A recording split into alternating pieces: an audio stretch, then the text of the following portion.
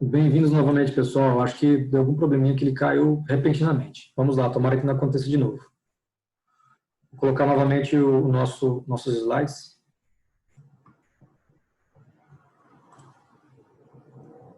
A gente acaba tendo que ter um pouco de paciência aí com esses aplicativos. Eles são muito inclusivos, mas, por vezes, o sistema é falho, né?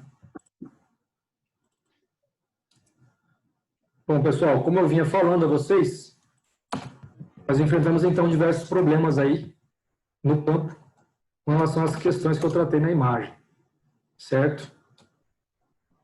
Questões de invasões de terra por indígenas, por sem terras, questões que invasão de propriedade privada não é admissível em lei. Né? Você tem um processo administrativo que deve ser seguido pela FUNAI ou pelo INCRA, para determinar que aquele imóvel é área indígena ou não, ou então que aquele imóvel aí não é produtivo, né? Não atende ao requisito de produção estabelecido naquela região, e se transformar num decreto presidencial para daí sim ser possível que a Procuradoria Federal ingresse com a ação de desapropriação do imóvel. Certo? Então, nada admite, né, uma invasão de propriedade privada. Certo? Nós temos problemas aí também com fiscalizações que, por vezes, aplicam multas indevidas, né, à mercê da legislação. Problemas com normas regulamentadoras trabalhistas também, certo? Enfim, questões aí do CAR que eu terminei falando com vocês aí, que trouxe o governo federal jogou no colo do produtor a necessidade de registrar o CAR com prazo pequeno e acabou tendo que prorrogar várias vezes, inclusive foi prorrogado novamente pelo governo federal atual. Tá? Vamos lá, pessoal. Então, tentando a temática aí, né? Para que servem as leis? Eu acho que eu tratei disso aí na atividade reflexiva, inclusive com vocês. Definir direitos e deveres para que haja ordem na nossa sociedade, evidentemente, evitar abusos e arbitrariedades, tanto do órgão que fiscaliza, quanto do cidadão, contribuir para a justiça e para, logicamente, serem cumpridas. Qual é a maior insurgência, pessoal, dos produtores rurais no que diz respeito à legislação agrária, principalmente ambiental? São constantes alterações das normas, aumento das limitações impostas, normalmente a gente verifica aumento das limitações, não uma diminuição, e dificuldade e ambiguidade na interpretação das normas. Esse é uma das principais insurgências dos produtores rurais aí. E o que essas insurgências geram, então, ao produtor rural? Os custos para adequação da propriedade às novas normas, perda de tempo e dinheiro adequando-se às novas normas, que por vezes retornam ao seu status quo. Correto?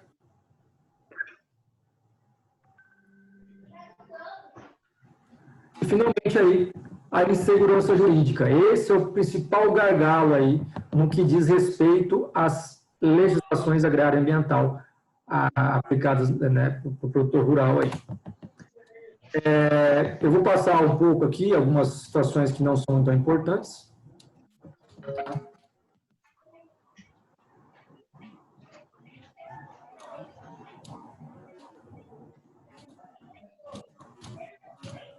Aqui eu trato da hierarquia das normas, né? Nós temos aí tratados e direito internacional, né?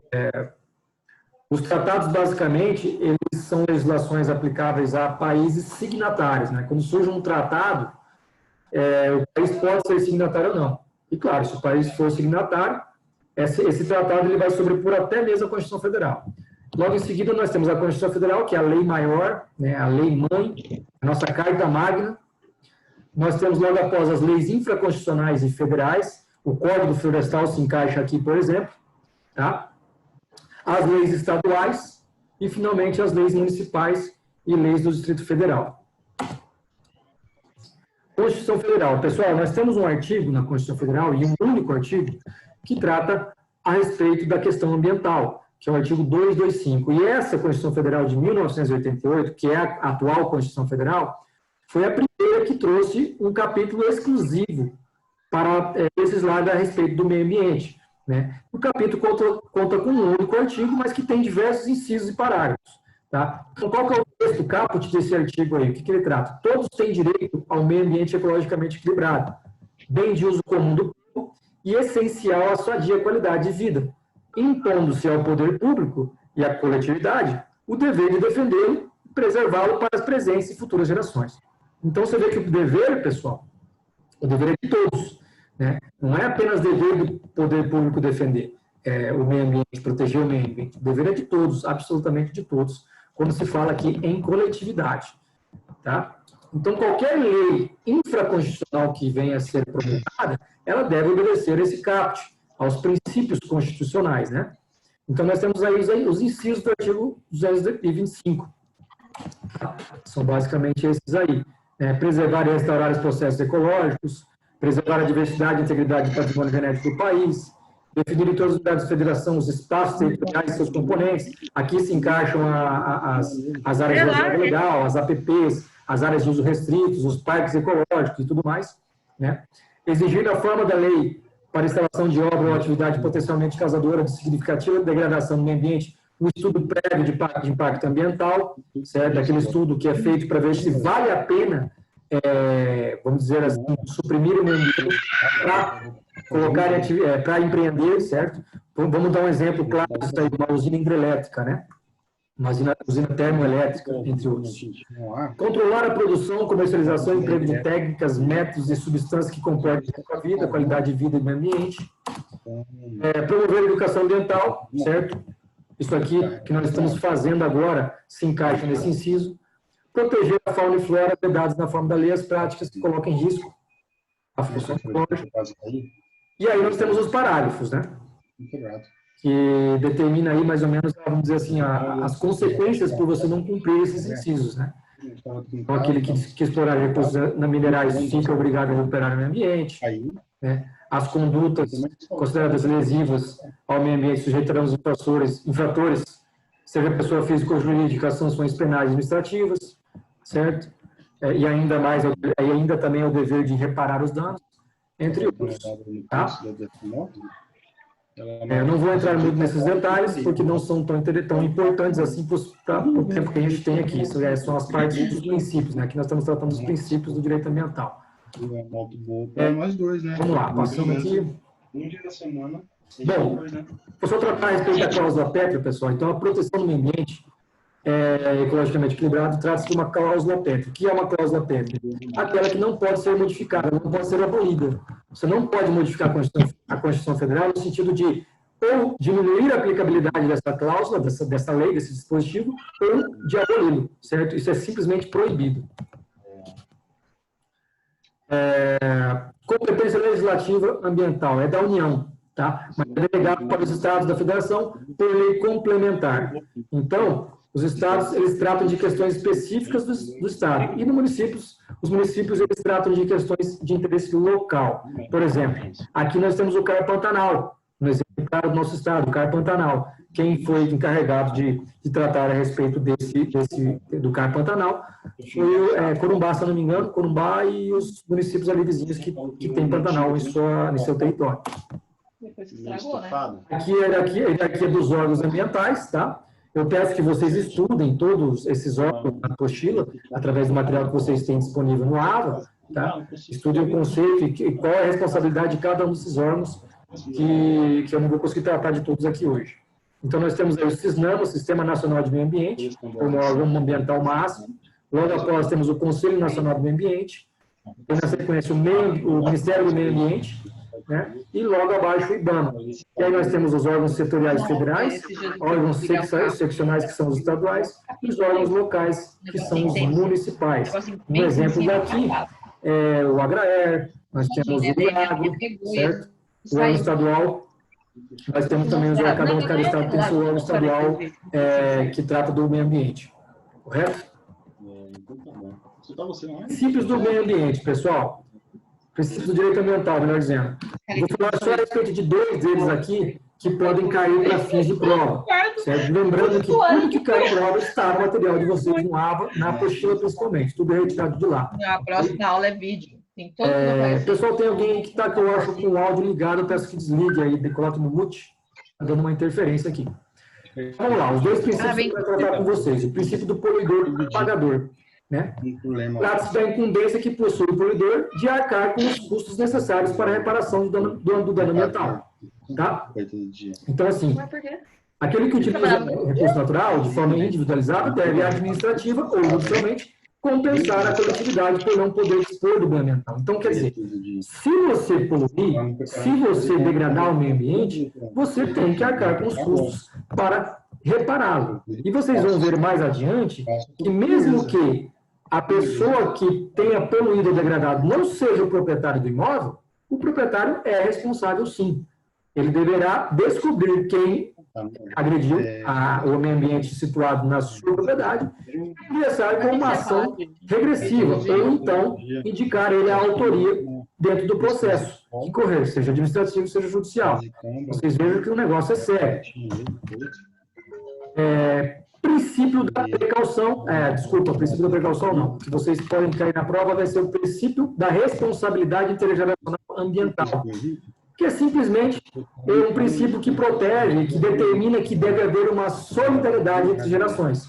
Ou seja, você deve usufruir o meio ambiente de forma a preservá-lo para garantir a sadia qualidade de vida e dignidade das gerações subsequentes. Então, cada geração tem responsabilidade com a próxima geração no que diz respeito à proteção do meio ambiente.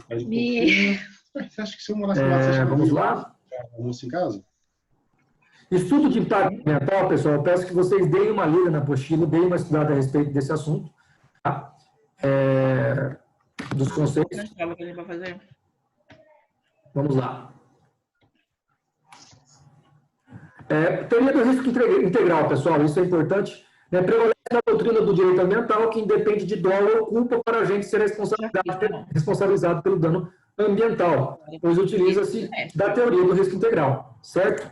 Então, a responsabilidade civil por dano ambiental é objetiva, ou seja, poluiu, entra no princípio do poluidor pagador. Poluiu tem que ressarcir, tem que recuperar, tem que evitar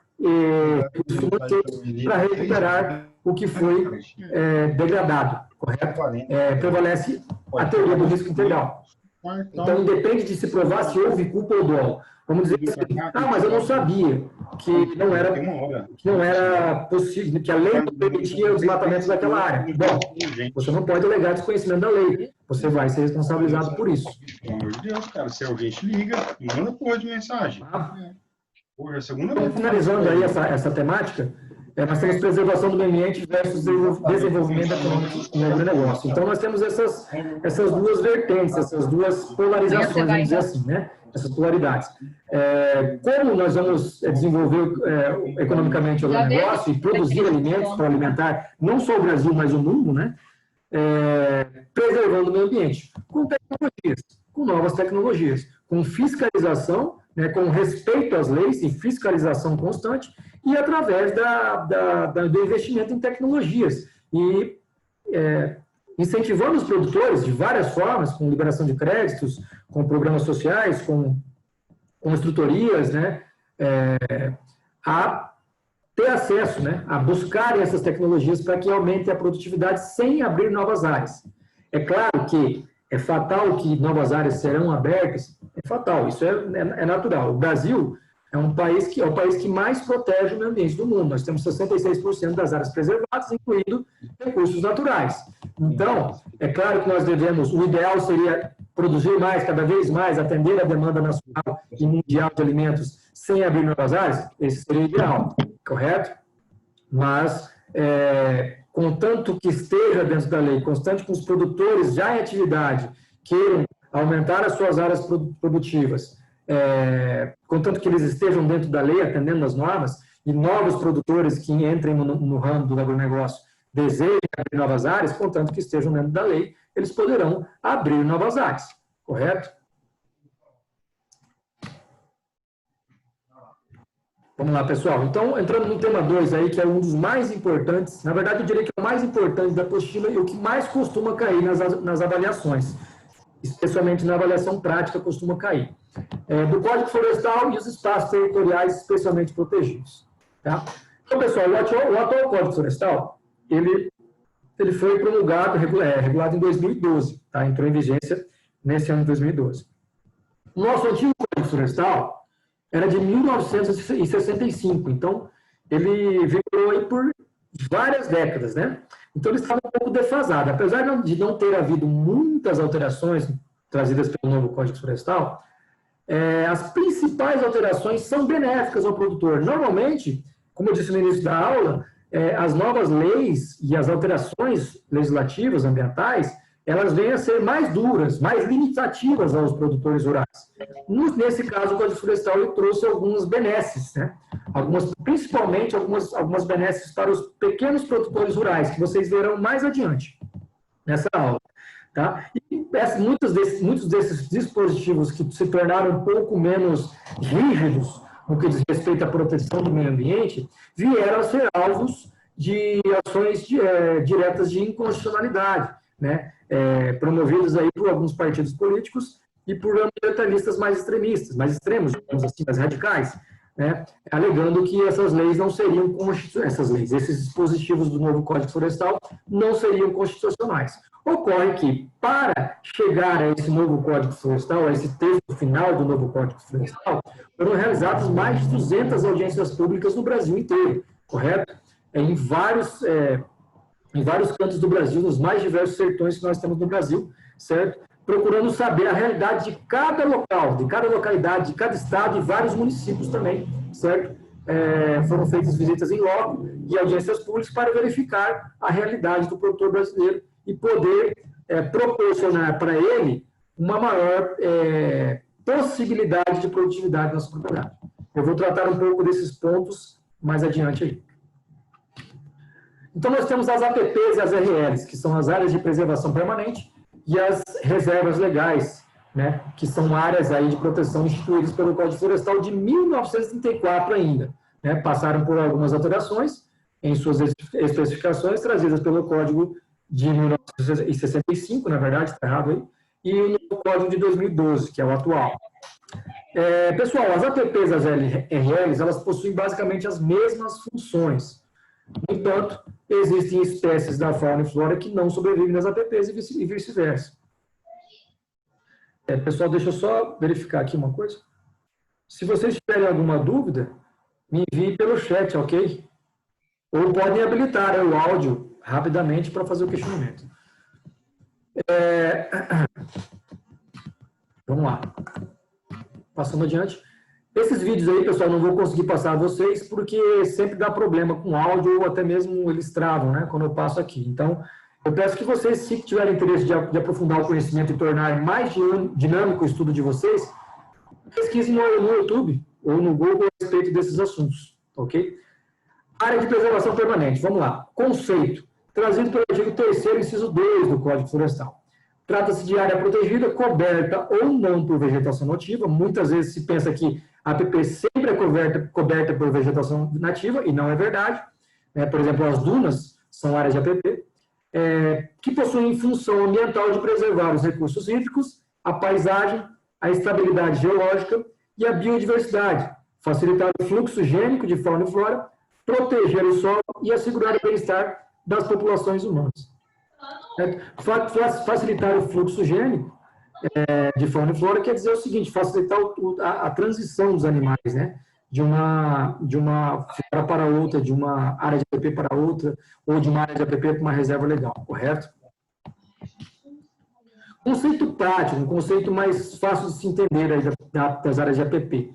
Possui a função de preservar locais frágeis, como beiras de rios, topos de morros e encostas, que não podem ser desmatados para não causar erosões e deslizamentos, além de proteger nascentes, fauna, flora e biodiversidade. Tá? Então, nós temos aí, pessoal, no artigo 4º do Código Florestal, e isso é muito importante para fins de avaliações, o rol, né, de áreas que se encaixam como áreas de preservação permanente. Então, aí são os cursos d'água, os entornos de lagos e lagoas naturais, em torno de reservatórios de águas artificiais, nascentes, encostas de morros, restingas, manguezais, dunas e alguns outros. Então, é um rol bem extenso que nós temos aí nesse artigo 4º, e ele determina, inclusive, a quantidade de metros que você deve ter né? Por exemplo, um rio ele tem lagoas diversas, né? Então, de acordo com a largura do rio, você vai ter que ter mais ou menos área de preservação permanente nas margens desse curso d'água, correto? Finalmente, pessoal, a área de preservação permanente é aplicável tanto para zonas rurais quanto zonas urbanas. Não confundam isso, tá? Então, se nós temos numa cidade um córrego ou um rio que atravessa essa cidade ao meio, nós temos que ter área de preservação permanente. E você, com certeza, vocês devem ter visto várias cidades que isso não foi respeitado, não é respeitado, né? Enfim, existe bastante disso aí, são poucas cidades que respeitam as metragens, né? Mas isso é uma questão cultural que, ao longo dos anos, foi sendo absorvida. Então, as cidades mais novas, as cidades aí menos antigas, são as cidades que normalmente respeitam mais essa questão. Então, nós temos aí as metragens, tá, pessoal? Isso aí vocês vão ter na apostila, nos materiais. Claro que, para fim de avaliação, vocês vão fazer em casa, então fica mais fácil de vocês consultar isso aqui. Eu costumo dizer sempre que quando vou aplicar provas presenciais, nas quais não tem consulta, eu não vou exigir dos alunos que eles saibam, tenham decorado isso aí, certo? Mas isso aí é bom para o conhecimento de vocês aí, ter uma noção dessas metragens, correto? E vocês encontram na apostila. Nós temos alguns exemplos aí, né, de áreas de preservação permanente que nós temos que ter aí em torno das nascentes, no curso de rios e cursos d'água, né? Cursos d'água no geral. Quem ingressou agora foi o Anderson, né?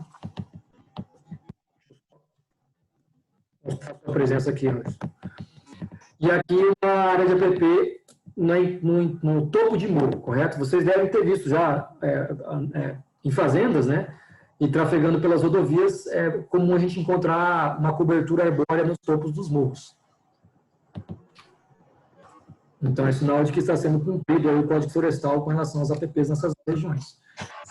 Pessoal, então aqui, ó, uma das benesses trazidas pelo Código Florestal de 2012 está ilustrada nessa imagem, correto? Antigamente, no Código Florestal de 1965, você tinha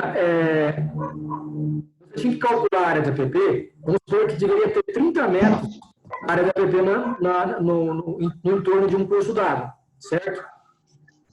Então, esses 30 metros calculava-se a partir do rio, da calha do rio na cheia, correto? Então, obviamente, o rio na cheia ele fica mais largo, certo? Então, você teria que ter uma área maior de preservação permanente nas margens desse curso d'água, correto? Porque o rio, ele tem a sua calha de leito regular, a calha de leito na cheia e a calha de leito na seca, correto? Hoje, no Código Florestal, de acordo com o que o Código Florestal de 2012 exige, você deve ter esses 30 metros calculados a partir da calha do leito regular do rio, ou seja, da calha do leito médio, correto? Então, fatalmente, você vai ter uma menor área de APP, correto? Isso é uma benesse trazida principalmente para os pequenos produtores rurais. Nós temos aqui, só para ilustrar, pessoal, o leito maior de inundação, ou de inundação, né?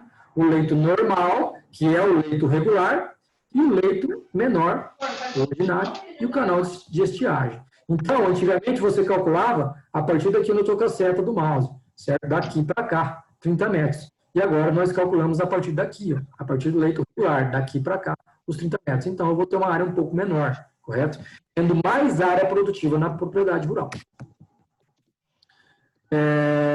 Pessoal, a importância da mata ciliar para a proteção das águas, aí, tratado no inciso 1º do artigo 4º. Trata-se das áreas protegidas denominadas de mata ciliar, vegetação ribeirinha ou vegetação ripícola, e a designação dada à vegetação que ocorre nas margens dos rios e mananciais. Então, funciona como um cílio, simplesmente, né? O cílio tem a função de proteger nossos olhos, assim como a mata ciliar tem a função de proteger os cursos d'água e nascentes, correto? Assim como topos de morros e outros tipos de áreas de preservação permanente. Então, as áreas de APP, pessoal, devem ser mantidas intactas pelo proprietário rural, tá? Ou possuidor do imóvel. Se você arrendar a sua área, a sua propriedade rural, o dever de proteger é tanto do proprietário quanto do arrendador quanto do arrendatário, correto? Nós temos algumas exceções aqui de preservação de APP, que são casos de utilidade ou necessidade pública, de interesse social ou nas questões de baixo impacto ambiental, certo? Nas culturas que você possa praticar de baixo impacto ambiental. Tem algumas exceções. Mas são áreas naturais intocáveis, com rígidos limites de exploração, ou seja, não é permitida a exploração econômica direta. A lei permite, no entanto, a manutenção de residências e da infraestrutura associada às atividades agro-silvipastoris, de ecoturismo e de turismo rural, lógico, sempre seguindo as exigências da lei com relação a essas construções. Né? Você não pode construir o que você quiser ali na beira de um rio, né? Mas de acordo com o que a lei exige. Vamos lá, pessoal, vou passar esse trecho aqui, que não é tão importante, ou é menos importante. Aqui, uma questão importante para vocês aí. O artigo 7º do Código Florestal dispõe que cabe ao proprietário da área, possuidor ou ocupante, a qualquer título, pessoa física ou jurídica, de direito público ou privado, manter a APP. E nós temos o parágrafo 2º, que trata o seguinte: a obrigação prevista no parágrafo 1º, né, que é a obrigação de repor, né, de você reconstituir o que você desmatou, ela tem natureza real e é transmitida ao sucessor no caso de transferência de domínio ou posse do imóvel rural, correto?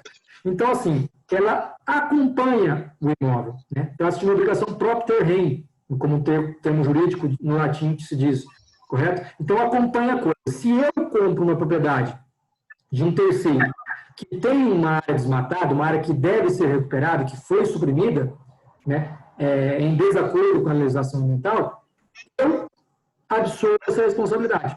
Então, eu, como comprador, devo ter o dever, né, na verdade, comigo mesmo, de procurar saber se essa área está dentro da exigência legal, correto? Senão, eu vou ser responsável também pela recomposição aí do que foi desmatado. Pela recomposição ou regeneração, de acordo com o que eu optar aí. Vamos lá. Adiante. Reserva legal agora, pessoal. Conceito de reserva legal. Área localizada no interior de uma propriedade ou posse rural, delimitada nos termos do artigo 12, nós vamos tratar já, com a função de assegurar o uso econômico de modo sustentável dos recursos naturais do imóvel rural, auxiliar a conservação e a reabilitação dos processos ecológicos e promover a conservação da biodiversidade, bem como o abrigo e a proteção da fauna silvestre e da flora nativa. Esse aí é o texto do artigo 3º, inciso 3 do Código Florestal. Tá? E aí a previsão legal aí no artigo 12 e seguintes, que eles tratam dos critérios, formas, exigências e exceções a respeito da delimitação das áreas de IRL, áreas de reserva legal.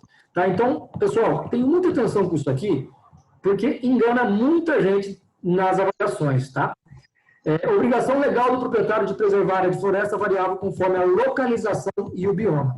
Então, se eu tenho um imóvel rural dentro da Amazônia Legal, eu tenho que proteger em área de floresta, tá? Acrescenta aqui, em área de floresta, 80%. Então, se eu estou dentro da Amazônia Legal e em área de floresta, eu tenho que preservar 80%, ou seja, eu tenho 20% só de área produtiva na minha propriedade. Se eu estou dentro da Amazônia Legal, mas em área de cerrado, né, existe área de cerrado na Amazônia Legal, tá? Que isso lá no norte do Mato Grosso, e bem ao sul da Amazônia, eu tenho que preservar 35%, tá? Eu tenho que deixar de reserva legal. Meu Deus do céu. Explorar 65% da minha área. E em áreas dentro da Amazônia Legal, de Campos Gerais, que também tem, é uma parte muito minoritária dentro da Amazônia Legal, mas existe, eu tenho que preservar 20%, tá? E nas demais regiões, ou seja, áreas fora da Amazônia Legal, eu tenho sempre 20%. Ou seja, em áreas de cerrado, em áreas de caatinga, de pampas sulinos, em área de Mata Atlântica, eu tenho sempre 20%. É óbvio que a Mata Atlântica, em algumas regiões, em alguns estados, são tratados de parques ecológicos, então não vai poder desmatar nada. Mas no sul do nosso estado, por exemplo, do Mato Grosso do Sul, nós temos áreas de Mata Atlântica que você pode suprimir 80%. Certo? Você só tem que preservar 20% de área de reserva legal, né? Lembrando que a área de APP é insuprimível. Ela apenas pode ser computada como área de reserva legal em alguns casos que vocês verão adiante.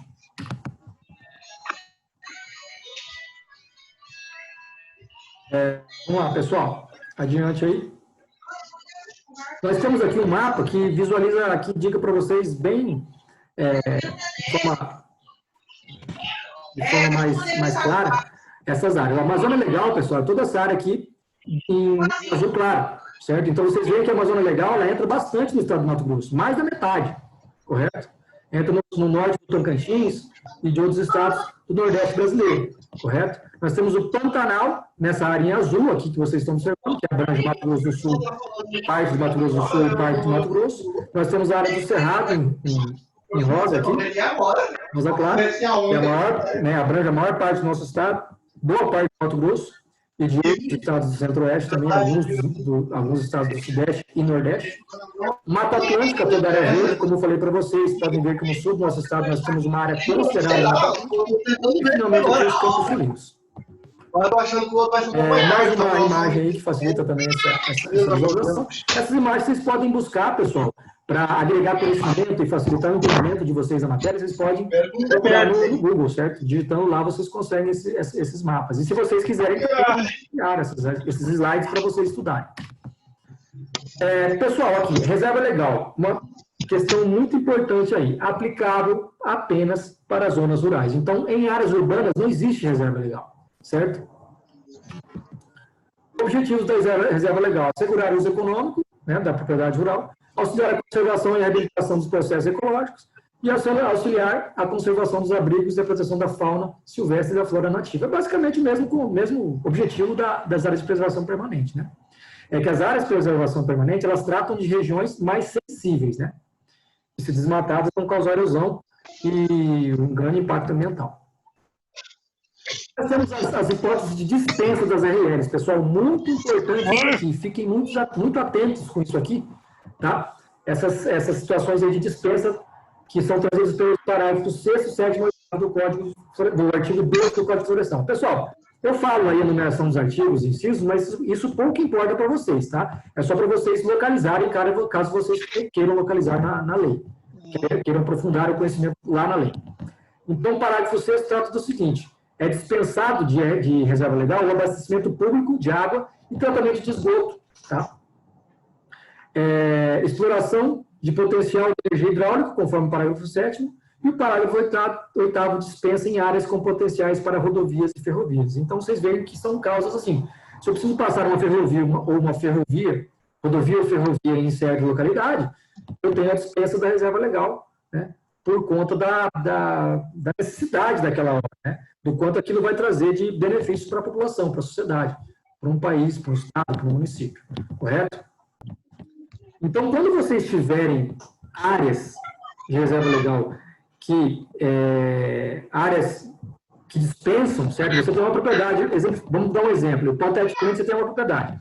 Dentro dela você explora alguma coisa que está previsto como dispensa de reserva legal. Então, para você saber o cálculo de reserva legal, você tem que diminuir, vamos supor que eu tenho 100 hectares. Em 20 hectares, eu tenho uma exploração de potencial de energia hidráulica, tá? Dentro dessa propriedade, em 20 hectares.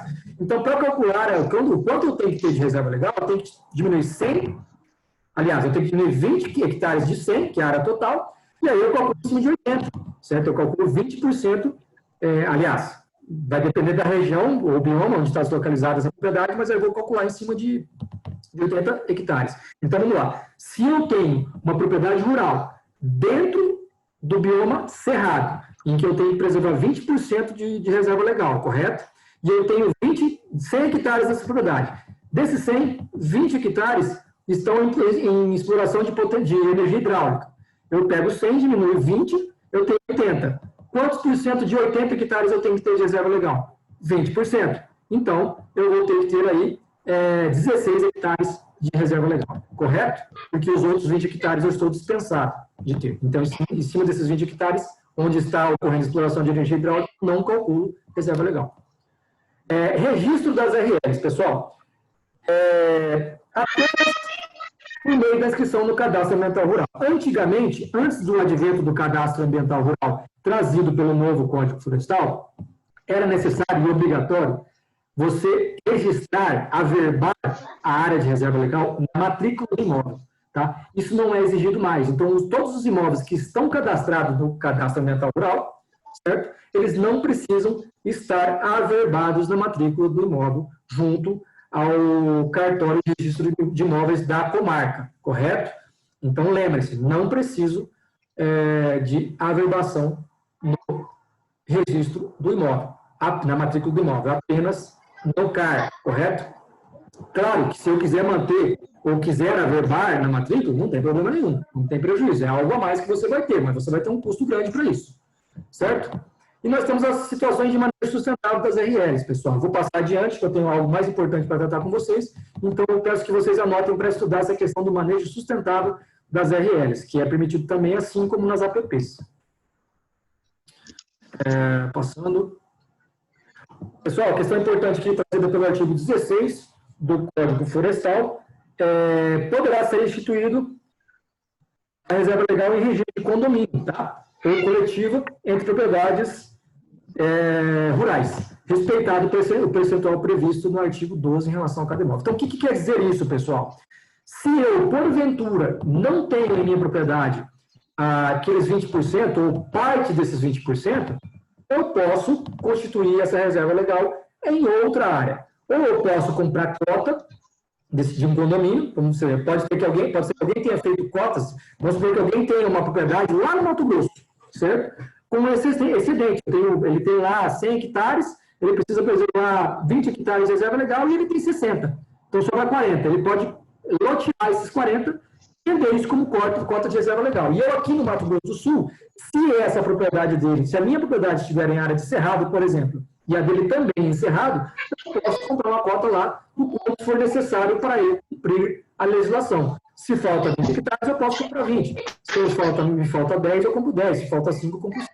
Certo? Então, a exigência é que a propriedade na qual vai ser compensada essa falta de reserva legal esteja no mesmo bioma da sua, correto? Tem que estar no mesmo bioma. Antigamente, o Código Florestal exigia que estivesse no mesmo estado. Hoje, ele exige apenas que esteja no mesmo bioma. Então, é mais uma facilidade trazida para o produtor rural, certo? E mais possibilidades de negócios também para quem tem excedente, que deve ser beneficiado com isso, né? Então, pessoal, tem exemplos aqui de compensação de reserva legal, em condomínio ou cota, tá? Vamos lá. Nós temos a propriedade A e a propriedade B. Na propriedade B, pessoal, nós temos 0% de reserva legal. Supondo que aí sejam propriedades que estão localizadas em biomas em que tenha que ter 20% de reserva legal, tá?